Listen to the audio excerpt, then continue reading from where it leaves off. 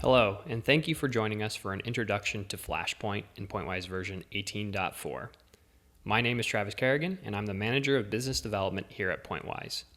In this video, I'll be discussing and demonstrating the first in a suite of tools we call Flashpoint, enabling goal-oriented and intelligent automatic meshing. Since our company was founded in 1994, our focus has been mesh generation.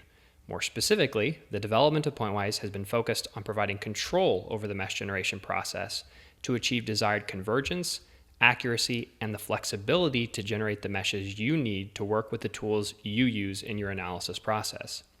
Additionally, with the need for more automation and repeatability, our scripting language has enabled push-button meshing from the beginning.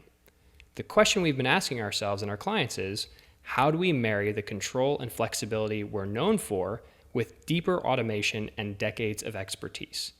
Expertise we've developed by making meshes and developing meshing software, and expertise our clients have developed themselves working on their own applications. The answer is Flashpoint, the next evolution of repeatable, goal-oriented meshing built on a foundation of best practices, making it more intuitive to generate consistent and high-quality meshes. With that, let me show you how Pointwise's new automatic surface meshing capability works.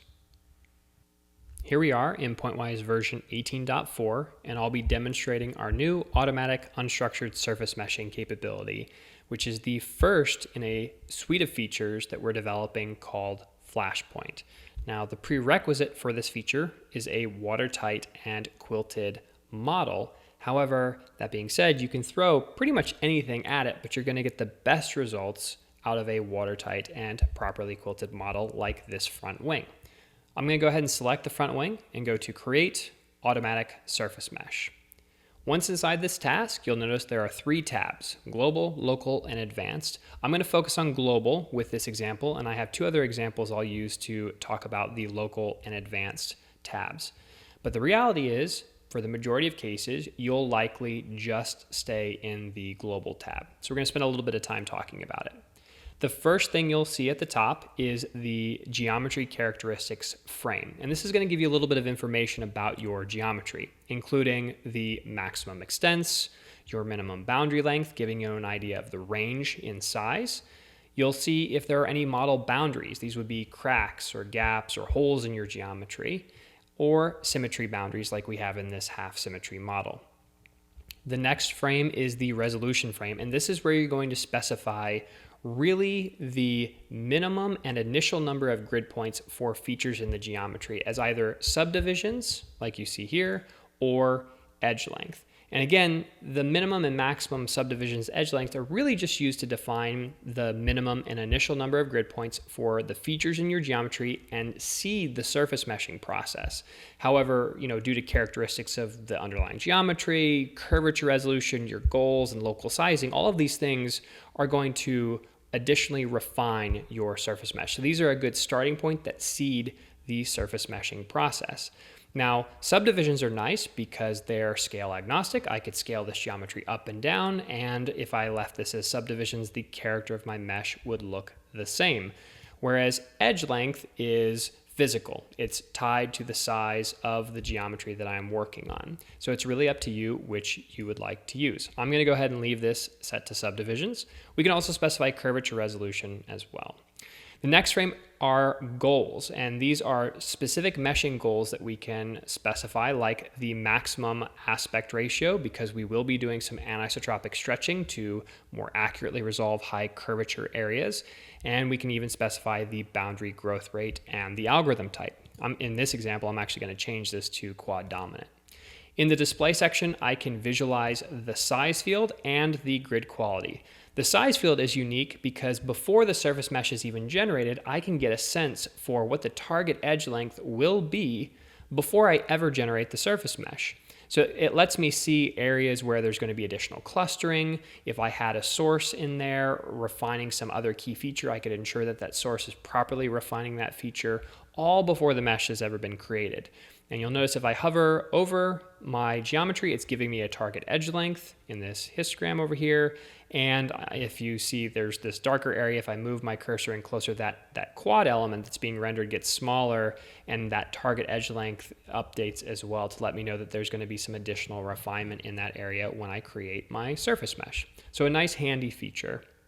I'll go ahead and hide that, and let's just create the surface mesh for this case and talk about some of the characteristics of the grid that's generated.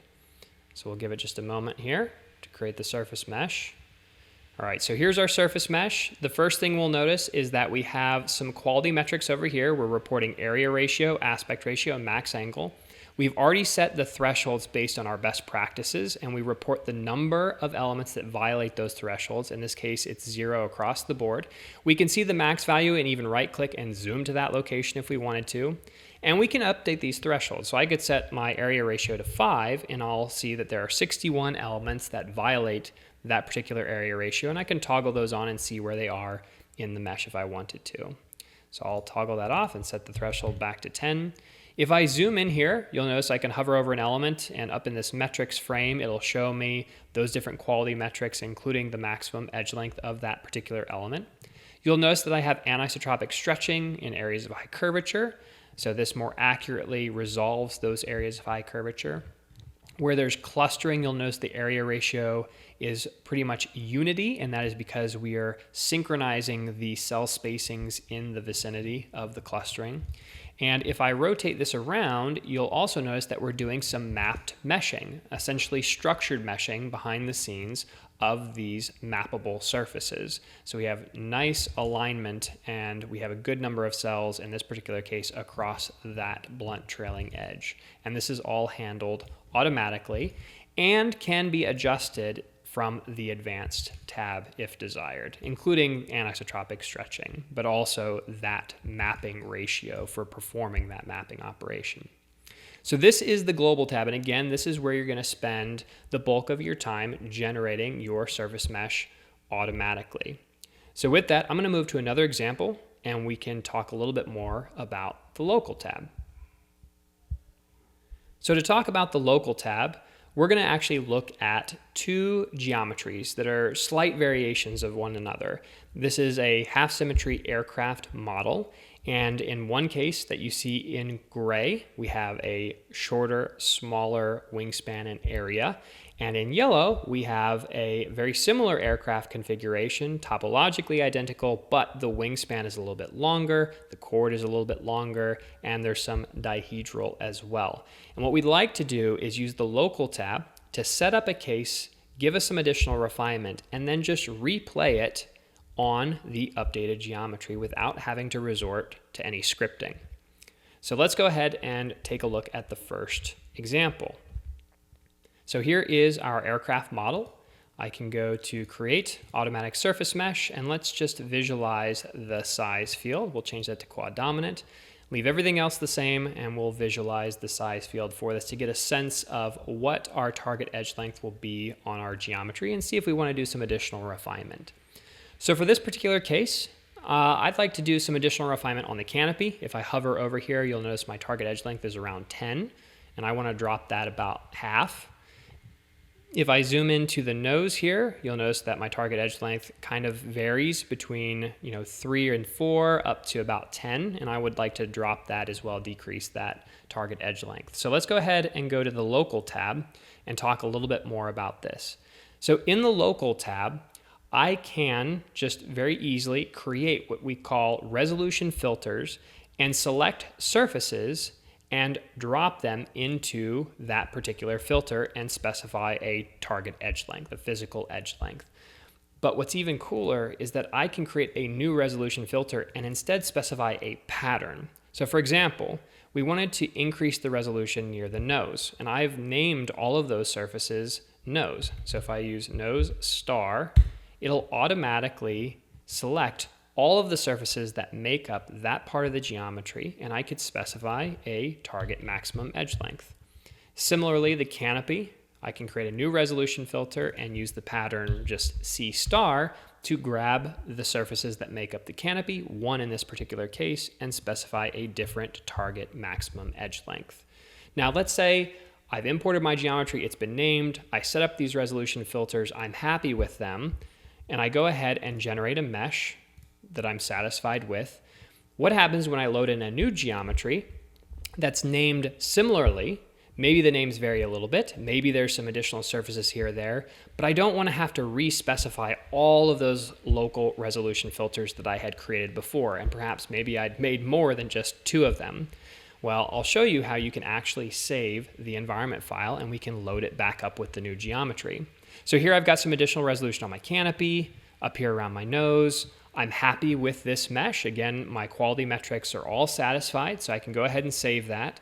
And what I'm going to go ahead and do is go to File, Save Environment As, and name the environment file and save it off. In this case, I've already done it, so let's load up the variation on this geometry. So here is the new geometry. Again, there's some dihedral in the wingspan's a little bit longer, chord length's a little bit bigger as well.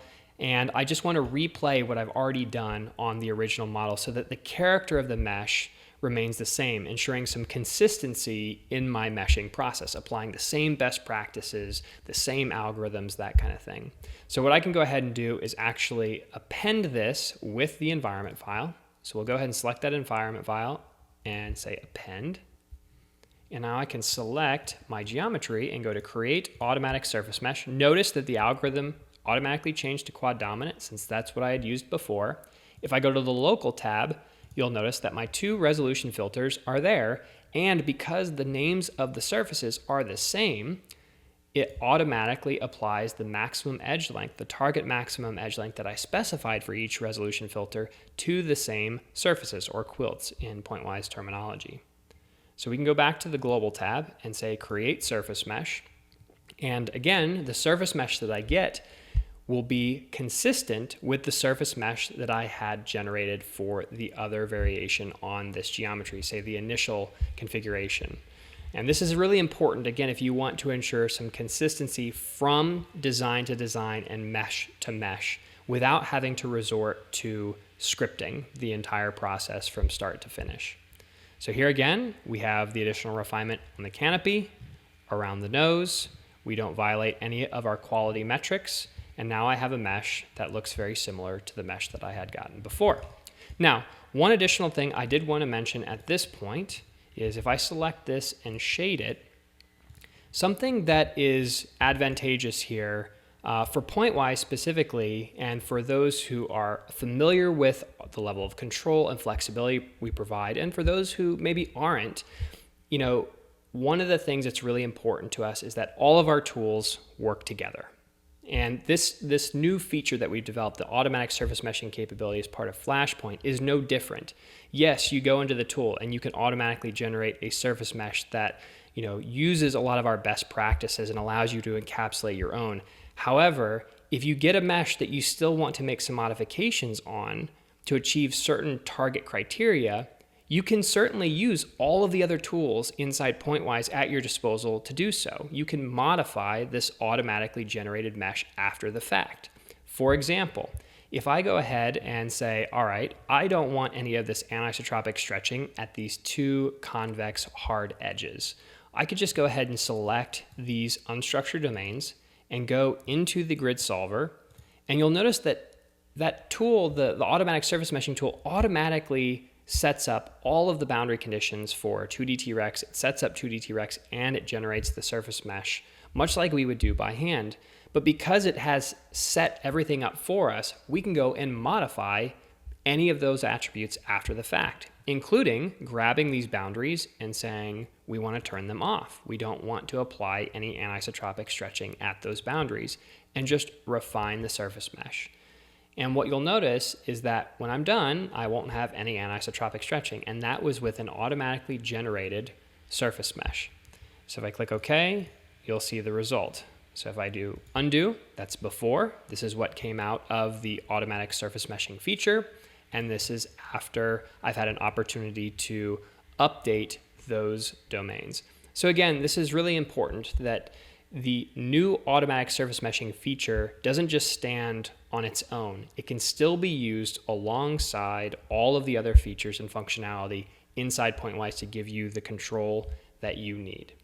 So with that, I'm going to move to the last example and we'll talk about the Advanced tab.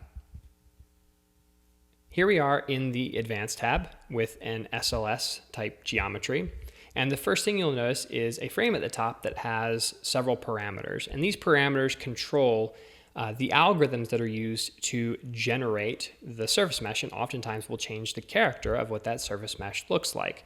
One of those parameters is the refinement factor, which we'll talk about in just a moment. But at the bottom, there's a frame for stretching. And what this frame does is it classifies all of the boundary types in your model as either curvature, convex, or concave, and applies anisotropic stretching for those boundary types. For this particular case, I'm going to turn off anisotropic stretching for all boundary types, and we're going to go ahead and create an initial surface mesh. So let's decrease the maximum subdivisions to 100. We'll make it a little bit coarser.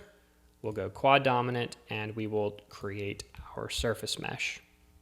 And what I'd like to do is run a grid refinement study. So here is our initial coarse surface mesh for this particular geometry. We like the character, we like where the refinement is occurring, but what I'd like to do is increase the level of refinement because I'm going to do a grid refinement study. And I don't want to lose this character. The character of the mesh is really important to me, where the refinement is occurring, how the alignment looks, and everything like that. So there are a couple ways I can go about doing this. One, I could change the resolution here so that I could increase the resolution, or even more simply, I can go to the Advanced tab and just change the refinement factor to a floating point value greater than 1. In this case, I'll change it to 2 and create the surface mesh. And the nice thing about doing it there is that it takes into account everything that's done on the global tab, everything that's done on the local tab, and it scales everything appropriately so that you don't have to manually go and change all of those different things. You just change one number. And in this case, we now have a finer surface mesh that maintains that character and allows me to more easily generate the surface meshes that I need for a grid refinement study. So it's very repeatable, very consistent from mesh to mesh when I'm generating it. And with that, we'd like to thank you for taking the time to learn a bit more about Flashpoint and our new automatic surface meshing feature in Pointwise version 18.4. If you have any questions or would like more information, please email us at letstalk@pointwise.com. And if you'd like to give Pointwise a try, I highly encourage you to request a free trial by visiting pointwise.com/free. Thank you all once again for your time.